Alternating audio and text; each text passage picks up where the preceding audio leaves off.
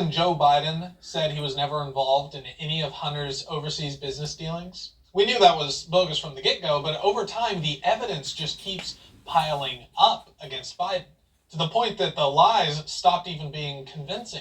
Biden went from a confident lie, denying it all, to his administration and himself just ignoring and downplaying and running from the evidence. The fact is, we don't have to wonder if Biden and Hunter were involved in corrupt business dealings overseas. We have Hunter's laptop to tell us. We have leaked cell phone calls of Joe Biden to tell us. We have emails, text messages, White House logs.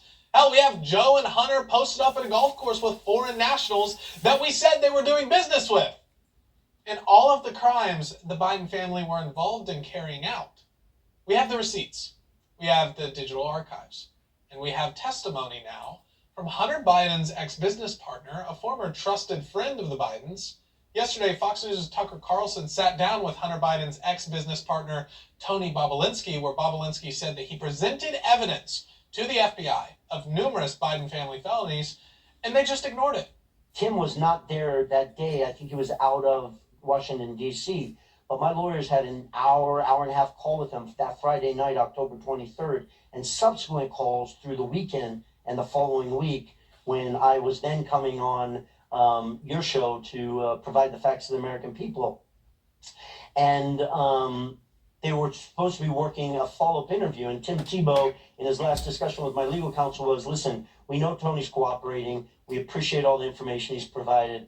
We will follow up with you. We're definitely going to have him come in for a follow-up interview or spend some more time on this. And I haven't heard from him since. At all? No.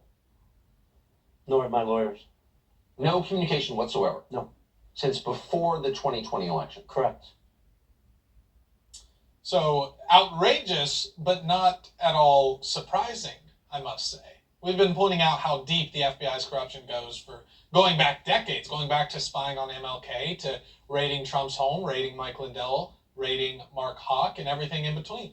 How else do we know that the FBI is compromised? More federal agents were sent to drag a Catholic pro-life activist out of his bed for an altercation with a Planned Parenthood volunteer than were soldiers sent to Pakistan to kill the mastermind behind 9/11. It's outrageous. The evidence is in. Hunter's ex-business partner is sounding the alarm. What does that tell you? Joining me now to weigh in on this is founder of Judicial Watch and Freedom Watch, attorney Larry Klayman. Larry, great to have you on the show. How much more evidence do we need of the Biden family's corruption before we start charging, before we start having trials against the Bidens? Well, actually, we have trials against the Bidens right now. Our Citizens Grand Jury at Freedom Watch has indicted Joe Biden, Hunter Biden, and James Biden for bribery, what they're talking about with Bobulinski, what Tucker Carlson was interviewing him about. I've actually had contact with Bobulinski quite a while ago, and he told me that he was, undergoing FBI investigation. Obviously, it's no longer the case. I'll be contacting him again. In fact, I did actually, left him a text message last night, or rather a telephone call. I said, can you testify in front of our trial? We have indicted Joe Biden for the bribery. We've indicted Hunter Biden. He's being tried. You can see excerpts of that at freedomwatchusa.org. We have the right to do it. In 1992, Justice Scalia wrote, majority opinion, United States versus Williams. The grand jury belongs to the American people, not the three branches of government. Now let's get to the Justice Department, my once semi-proud alma mater, because I saw politics there too, but not like you see today. It's not just the FBI. It's the entire Justice Department. They've become the Department of Injustice. They'd rather terrorize January 6th protesters, and then they've got these hack judges in the federal court in D.C. that are rubber stamping, sending these people to prison even without bail, or making them do forced confessions. We live in a Gestapo state right now, and consequently, you can't expect any justice with regard to Joe Biden unless it comes from the people, and we're doing it peacefully and legally. And when we get the conviction, and we're convinced we will, we're confident, we have a citizen's judge, we will seek a sentence, and then we will seek to carry it out peacefully and legally, asking the military and the police to do it. And if they don't do it, we have a right of citizen's arrest in 48 states. We're not going to be physical. We'll be peaceful. He may not turn himself in, but it will be a lesson for the American people that we have the justice system in our own hands, just like it was for our founding fathers. Let me add one other thing, Addison. This character, FBI agent Tim Tebow, I had contact with him in another case, and he was supposed to be investigating a whistleblower who came forward that I represented at the time, who left with 47 hard drives of what he claimed was classified information. I never saw it. We turned it over to the FBI and Comey. Tebow was working with Comey. He was working with Peter Strzok. I had contact with all of them. So I know about burying investigations because that investigation was buried as well. Whether or not there was any validity to what was turned over, no one heard anything about it again. So this is typical of the Justice Department. They'll grab information. They'll pretend that they're investigating. They'll bury it. If you seek it in a civil case, they'll claim, oh, we can't turn it over because it's subject to criminal investigation. This is a total cover-up of what happened. And I hope that Tony will come forward and testify in our trial. If not, we've got the interviews that he did with Tucker Carlson. Yeah, well, and there's just no telling how much different the outcome of the election could have been. There's no telling how many people would have cast their ballot differently if they had known all of this, Larry. Well, that's right. And it's not just a question of whether you cast the ballot. It's a question of justice. It's a question of whether or not the American people are being properly served. And we have a situation now with China where they're running over the United States, both militarily and economically. This president is basically an employee of China and explains why he does little to nothing. And of course, I think Trump should have done more too, but at least he did something with regard to China.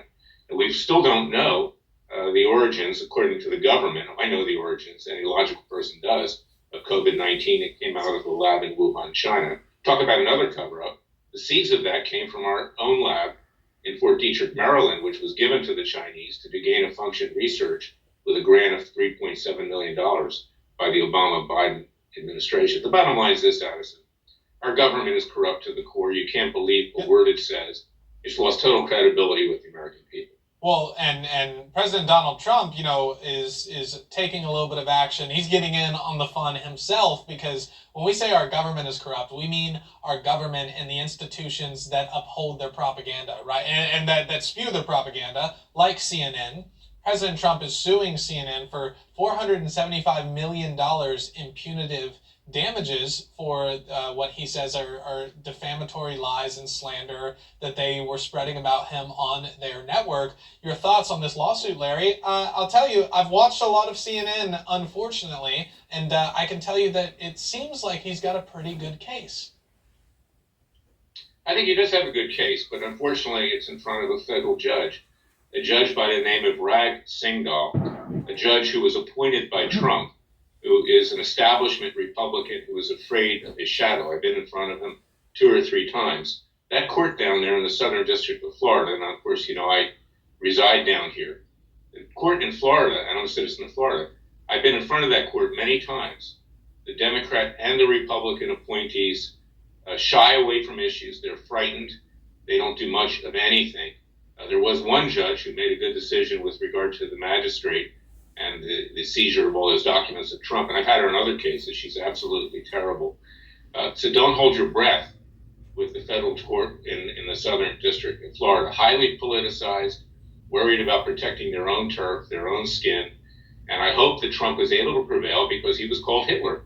And it's very similar to a case that I brought in my private capacity for a professional golfer who was a member of LIV. And all those golfers at LIV are being called the same thing. And we have defamation cases pending as well with regard to that golfer. So it is a very good case, but prevailing in the Southern District of Florida is a long shot. President Trump previously had a case in front of what is one of the worst judges in this country. I wrote about it in my book. It Takes a Counter-Revolution, Wake Up America. He brought a RICO case against the Clintons that wound up in front of Donald Middlebrooks, a complete political hack. And of course, it was dismissed. I predicted it from day one. I think I predicted it on One American News.